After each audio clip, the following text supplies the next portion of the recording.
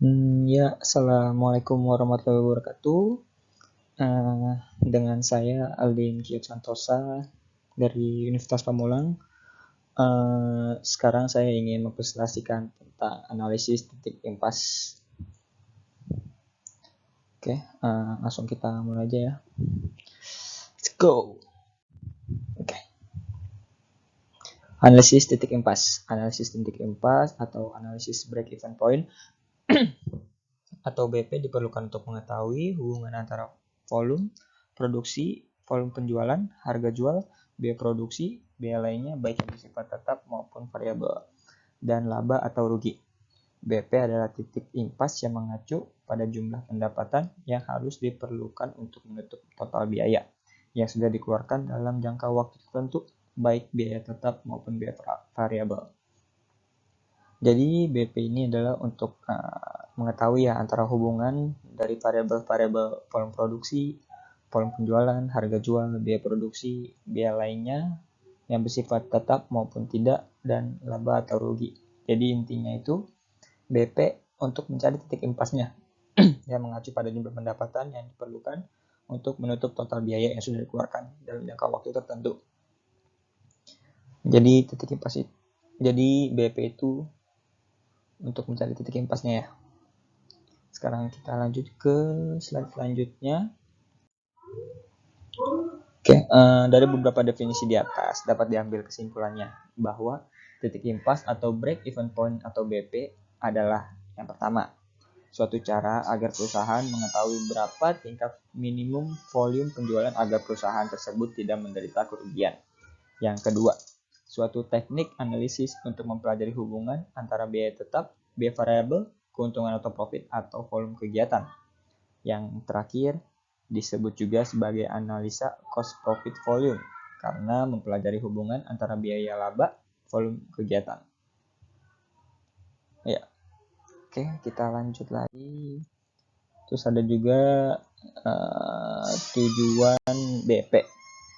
Break even point analysis atau BEPA adalah analisis untuk menentukan hal-hal sebagai berikut, yaitu menentukan jumlah penjualan minimum yang harus dipertahankan agar perusahaan tidak mengalami kerugian. Jumlah penjualan minimum ini berarti juga jumlah produksi minimum yang harus dibuat. Kemudian untuk menentukan jumlah penjualan yang harus dicapai untuk memperoleh laba yang telah direncanakan. Dapat diartikan bahwa tingkat produksi harus ditetapkan untuk memperoleh laba tersebut. Kemudian mengukur dan menjaga agar penjualan tidak lebih kecil dari BP sehingga tingkat produksi pun tidak kurang dari BP. Kemudian yang terakhir itu untuk menganalisis perubahan harga jual, harga pokok dan besarnya hasil penjualan atau tingkat produksi. Ya, jadi analisisnya itu untuk menentukan jumlah penjualan minimum yang harus dipertahankan agar perusahaan tidak mengalami kerugian. Jumlah penjualan minimum ini juga berarti jumlah produksi minimum yang harus dibuat. Jadi tujuannya BP ini adalah untuk tidak mengalami kerugian ya pada perusahaan, untuk menentukan jumlah penjualan minimum yang harus diproduksi agar tidak mengalami kerugian seperti itu. Kemudian untuk menentukan jumlah penjualan yang harus dicapai, jadi target yang harus dicapai pada perusahaan untuk memperoleh laba yang telah direncanakan, seperti kayak mengambil laba sekitar 75% atau sampai 100%. Jadi kita harus membuat strateginya atau kayak seperti jumlah berapa nih harus kita rencanakan agar mendapatkan keuntungan seperti tadi. Kemudian mengukur dan menjaga agar penjualan tidak lebih kecil dari BP. Ya, itu udah pasti karena BP itu kan adalah titik impasnya. Ya, jadi kita harus kalau bisa agak minimal itu di atas BP sedikit, jadi agar tidak mengalami kerugian. Karena kalau misalkan di bawah BP, jadinya perusahaan akan mengalami kerugian seperti itu. Kemudian menganalisis perubahan harga jual, harga pokok dan besarnya hasil penjualan atau tingkat produksi. Jadi harus menganalisis nih. Misalkan ada perubahan harga jual dari harga pokoknya, bahan baku kayak gitu. Oke, kita lanjut slide berikutnya. Kemudian jadi BEPA dapat dilihat dari aspek pemasaran dan aspek produksi. Dari aspek marketing atau pemasaran, BP berarti volume penjualan di mana total penghasilan atau TR sama dengan total biaya atau TC, sehingga perusahaan dalam posisi tidak untung maupun tidak rugi. Sedangkan bila ditinjau dari segi produksi, BEPA adalah titik yang menunjukkan tingkat produksi barang atau jasa yang dijual tetapi tidak memberikan keuntungan maupun kerugian. Atau tingkat produksi barang atau jasa dijual di mana total penghasilan dan biaya dalam keadaan impas atau sama besarnya. Jadi seperti itu ya. Jadi sehingga BEPA adalah alat perencanaan penjualan sekaligus perencanaan tingkat produksi agar perusahaan secara minimal tidak mengalami kerugian. Selanjutnya, karena harus untung berarti perusahaan harus berproduksi di atas BP seperti yang tadi kita jelaskan ya. Jadi untuk penjualannya itu harus di atas BP agar mengalami laba karena jika di bawahnya akan mengalami kerugian. Jadi BP bukan tujuan tetapi merupakan dasar penentuan kebijakan penjualan dari kebijakan produksi sehingga operasi perusahaan dapat berpedoman dengan titik impas. Dengan kata lain, BEPA adalah alat menentukan kebijakan berproduksi dan upaya penjualan barang agar minimal tidak rugi bahkan harus untung. Prawirasentono 1997. Ya, sama ya kita dia. Kita lanjut. Analisis titik impas pada prinsipnya hanya sekedar menetapkan pada tingkat penjualan dan produksi berapa unit sehingga terjadi titik impas di mana total penghasilan sama dengan total biaya yang telah dikeluarkan. Analisa break even adalah suatu teknik analisa untuk mempelajari hubungan antara biaya tetap, biaya variabel, keuntungan, dan volume kegiatan. Oleh karena itu, analisa tersebut mempelajari hubungan antara biaya keuntungan, volume kegiatan, maka analisa tersebut sering pula disebut cost profit volume analysis atau CVP analysis dalam perencanaan keuntungan. Analisa break even merupakan profit planning approach yang berdasarkan PET hubungan antara biaya atau cost dan penghasilan penjualan atau revenue. Apabila suatu perusahaan hanya mempunyai biaya variabel saja, maka tidak akan muncul masalah break even dalam perusahaan tersebut. Masalah break even baru muncul apabila suatu perusahaan di samping mempunyai biaya variabel juga mempunyai biaya tetap. Besarnya biaya variabel secara totalitas akan berubah-ubah sesuai dengan perubahan volume produksi. Sedangkan besarnya biaya tetap secara totalitas tidak mengalami perubahan meskipun ada perubahan volume produksi. Dalam mengadakan analisa break even, digunakan asumsi-asumsi dasar sebagai berikut. Yang pertama, biaya di dalam perusahaan dibagi dalam golongan biaya variabel dan golongan biaya tetap. Yang kedua, besarnya biaya variabel secara totalitas berubah-ubah secara proporsional dengan volume produksi atau penjualan. Ini berarti bahwa biaya variabel per unitnya adalah tetap sama. Kemudian yang ketiga, besarnya biaya tetap secara totalitas tidak berubah meskipun ada perubahan volume produksi atau penjualan. Ini berarti bahwa biaya tetap per unitnya berubah-ubah karena adanya perubahan volume kegiatan. Yang keempat, harga jual per unit tidak berubah selama periode dari analisa. Kemudian yang terakhir, perusahaan hanya memproduksi satu macam produk. Apabila diproduksi lebih macam produk, pertimbangan penghasilan penjualan antara masing-masing produk atau sales mix-nya adalah tetap konstan.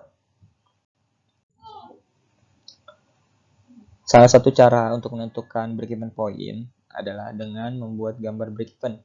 Dalam gambar tersebut akan nampak garis-garis biaya tetap, biaya total yang menggambarkan jumlah biaya tetap dan biaya variabel, dan garis penghasilan penjualan.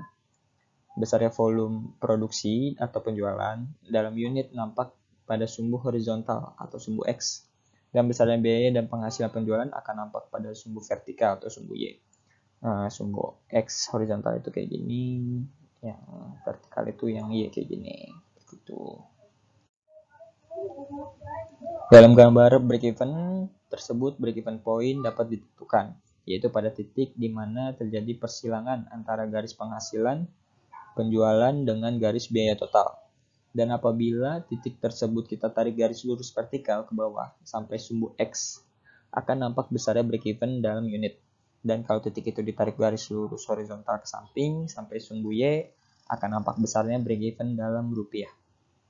Dalam menggambarkan garis biaya tetap, dalam gambar break even itu dapat dilakukan dengan dua cara, yaitu dengan menggambarkan garis biaya tetap secara horizontal sejajar dengan sumbu X, atau dengan menggambarkan garis biaya tetap sejajar dengan garis biaya variabel. Pada cara yang kedua, besarnya contribution margin akan nampak pada gambar break even tersebut. Kemudian manfaatnya. Manfaat analisa titik impas menurut Sofyan Syafri Harahap di bukunya di keluaran tahun 2002 di halaman 357, yaitu yang pertama, untuk mengetahui hubungan antara penjualan, biaya, dan laba. Yang kedua, untuk mengetahui struktur biaya tetap dan variabel. Yang ketiga, untuk mengetahui kemampuan perusahaan memberikan margin untuk menutupi biaya tetap. Yang terakhir, untuk mengetahui kemampuan perusahaan dalam menekan biaya dan batas di mana perusahaan tidak mengalami laba dan rugi. Ada contohnya nih ya. Suatu perusahaan bekerja dengan biaya tetap sebesar 300.000. Biaya variabel per unit adalah Rp40, harga jual per unit Rp100. Kapasitas produksi maksimal itu di 10.000 unit. Dengan dua cara dalam menggambarkan garis biaya tetap, atas dasar data tersebut kita dapat membuat dua gambar break even nampak di bawah ini. Seperti yang pertama ini unit yang diproduksi dan dijual dalam ribuan unit. Oke. Lihat ya, yang di tengahnya ini nih BEP-nya. Yang di atasnya ini nih labanya, penghasilan dari penjualannya itu. Nah, kalau yang ini yang bagian ruginya. Di sini ada biaya tetapnya ada di sini ya. Karena kalau misalkan di atas laba, berarti itu hitungannya udah keuntungan produksi atau operasi kayak gitu. Jadi untuk biaya-biaya itu semuanya masuk di bawahnya break even point atau BP. Karena jika di bawah BP maka mengalami kerugian kan. Jadi biaya-biaya yang sudah dikeluarkan, jadi harga penjualannya itu cuma dibuat untuk menutupi biaya tersebut. Kemudian ini ada garis biaya tetap, maka sejajar dengan garis biaya variabel. Contohnya kayak gini ya, break even point sama kayak tadi ya. Cuma bedanya ini untuk biayanya ini dari bawah persis dari sumbu Y-nya, kayak gitu. Oke, kita lanjut. Terus dari kedua gambar tersebut, di atas nampak bahwa break even point secara tercapai pada volume penjualan sebesar 500.000 atau dinyatakan dalam unit sebanyak 5.000 unit. Di situ kita bisa melihat lebih baik karena pada gambar tersebut nampak konsep contribution margin. Dalam gambar tersebut, break even point tercapai pada volume kegiatan di mana contribution margin atau yaitu penghasilan penjualan minus biaya variabel tepat sama besarnya dengan biaya tetap, yaitu pada volume penjualan 500.000 atau dalam unit sebanyak 5.000 unit. Perhitungan break even point yang lebih tepat dapat dilakukan dengan cara trial and error, serba coba-coba, atau dengan menggunakan rumus-rumus aljabar. Pendekatan analisis titik impas. Menurut Bambang Rianto, dalam bukunya di tahun 2001 dari halaman 364 sampai 365, yang menyatakan bahwa perhitungan break even point dengan menggunakan rumus aljabar dapat dilakukan dengan dua cara. Yang pertama, atas dasar unit. Perhitungan break even point atas dasar unit dapat dilakukan dengan menggunakan rumus seperti ini ya. BP atau Q sama dengan FC per P kurang V. Dimana BP itu ya BP-nya jumlah unit kuantitas produk yang dihasilkan dan dijual, Q-nya ya. FC-nya itu biaya tetap dibagi dengan harga jual per unit dikurang dari biaya variabel per unitnya. Kemudian yang kedua ada atas dasar sales dalam rupiah. Perhitungan break even point atas dasar sales dalam rupiah dapat dilakukan dengan menggunakan rumus aljabar sebagai berikut. Ini BP-nya dalam rupiah sama dengan FC dikurang marginal income ratio. Nah, di marginal income ratio itu ada rumusnya lagi, yaitu 1 dikurang VC dibagi S. penjelasannya nih ya, FC ini kan tadi ya biaya tetap, kemudian FVC-nya ini nih biaya variabel, yang S-nya itu volume penjualan. Dalam penentuan break-even point dapat pula dilakukan dengan grafik. Dengan grafik break-even point, manajemen akan dapat mengetahui hubungan antara biaya, volume penjualan, dan laba. Di samping itu, dengan grafik break-even point atau BP, manajemen dapat mengetahui besarnya biaya yang tergolong biaya tetap dan biaya variabel, dan dengan grafik break-even pula, manajemen akan dapat mengetahui tingkat-tingkat penjualan yang masih menimbulkan kerugian dan tingkat-tingkat penjualan yang sudah menimbulkan laba atau besarnya rugi atau laba pada suatu tingkat penjualan tertentu. Penjelasan mengenai grafik titik impas atau break-even point menurut Bambang Rianto dalam bukunya 2001 halaman 361, besarnya volume produksi atau penjualan dalam unit akan nampak pada sumbu horizontal atau sumbu X, dan besarnya biaya dan penghasilan penjualan akan nampak pada sumbu vertikal atau sumbu Y. Dalam gambar break-even tersebut, break-even point dapat ditentukan yaitu pada titik di mana terjadi persilangan. Seperti tadi ya, yang di tengah-tengahnya itu yang di sini. Di mana terjadi persilangan antara garis penghasilan penjualan dengan garis biaya total. Apabila dari titik tersebut kita tarik garis lurus vertikal ke bawah sampai sumbu X, akan nampak besarnya break-even dalam unit. Kalau dari titik itu ditarik garis lurus horizontal ke samping sampai sumbu Y, akan nampak besarnya break-even dalam rupiah. Dalam menggambarkan garis biaya tetap, dalam gambar break-even itu dapat dilakukan dengan dua cara, yaitu dengan menggambarkan garis biaya tetap secara horizontal sejajar dengan sumbu X, atau dengan menggambarkan garis biaya tetap sejajar dengan garis biaya variabel. Pada cara yang kedua, besarnya contribution margin akan nampak pada gambar break-even tersebut. Seperti ini ya, kurang lebih kita dia. Ini BEP-nya, ini ruginya, ini ya labanya. Ini BEP-nya ya.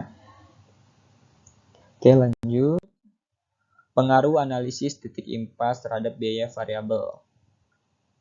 Dalam mengukur kinerja perusahaan, telah kita ketahui bahwa salah satunya adalah dengan analisa titik impas, di mana titik impas dipengaruhi oleh berbagai faktor, yang salah satunya adalah biaya variabel sebagaimana yang dijelaskan sebagai berikut. Titik impas perusahaan dipengaruhi sejumlah variabel seperti biaya tetap atau BT, harga jual per unit atau H, dan biaya variabel per unit atau BV. Analisis break-even bertitik tolak dan konsep pemisahan biaya direct costing system, yaitu variable cost dan fixed cost. Variable cost merupakan jenis biaya yang selalu berubah sesuai dengan perubahan volume penjualan. Perubahan ini tercermin dalam biaya variabel secara total, sehingga dalam pengertian ini, variable cost dapat dihitung berdasarkan persentase tertentu dan penjualan, atau variable cost per unit dikalikan dengan penjualan dalam unit. Secara garis jenis biaya ini dapat digambarkan sebagai berikut. Seperti ini ya. Nah, untuk gambarnya mohon maaf tidak terlalu jelas, tapi seperti ini. Ini VC areanya nih, ini sales unitnya nih, yang sumbu X-nya, ini sumbu Y-nya, ini cost-nya. Jadi naik seperti ini ya, variable cost. Oh ya maaf, saya jelasin lagi di awal ya. Ya udah. Ini ada fixed cost. Fixed cost merupakan jenis biaya yang selalu tetap dan tidak terpengaruh oleh volume penjualan, melainkan dihubungkan dengan waktu atau function of time, sehingga jenis biaya ini akan konstan selama periode tertentu. Contohnya kayak sewa atau kos-kosan, kontrakan kayak gitu ya, merupakan biaya tetap. Berproduksi atau tidak biaya ini tetap dikeluarkan. Bila digambarkan akan nampak seperti berikut. Seperti ini. Ini salesnya, ini cost-nya, ini FC areanya, ini fixed cost-nya, karena selalu sejajar kan, kayak contoh sewanya itu B-nya B tetap, kayak misalkan harga kontrakannya di harga 1 juta, berarti untuk bulan-bulan berikutnya juga 1 juta kayak gitu kan. Beda sama VC yang tadi dari sini ke atas, karena setiap perusahaan pasti menginginkan penjualan atau laba yang makin meningkat kayak gitu kan, makanya digambar ke atas seperti itu. Oke, lanjut ada juga semi variable cost. Semi variable cost merupakan jenis biaya yang sebagian variabel dan sebagian fix yang kadang-kadang disebut pula dengan semi fixed cost. Biaya yang tergolong dalam jenis biaya ini misalnya komisi dalam salesman.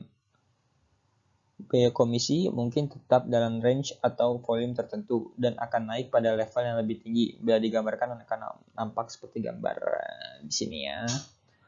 Ini khusus untuk semi variable cost ini sering membingungkan bagaimana menentukannya. Karena jenis biaya ini sebagian mengandung unsur biaya tetap dan yang tidak berpengaruh oleh fluktuasi penjualan dan sebagian lagi mengandung biaya variabel yang terkait dengan turun naiknya volume penjualan. Seperti itu. Oke, kita lanjut lagi di terakhir ya. Hal tersebut dapat ditunjukkan dengan tabel sensitivitas titik impas berikut ini. Variabel titik impas, ini ada pertambahan pada variabel titik impas, ini ada pengurangan pada variabel titik impas. Yang ini pengaruh terhadap titik impas, ini pengaruh terhadap titik impas. Oke, kita lanjut. Ini ada biaya tetapnya meningkat, kalau ini menurun. Kalau harga jual per unitnya menurun, maka ini meningkat. Biaya variabel per unitnya ini meningkat, ini maka menurun. Ya, oke.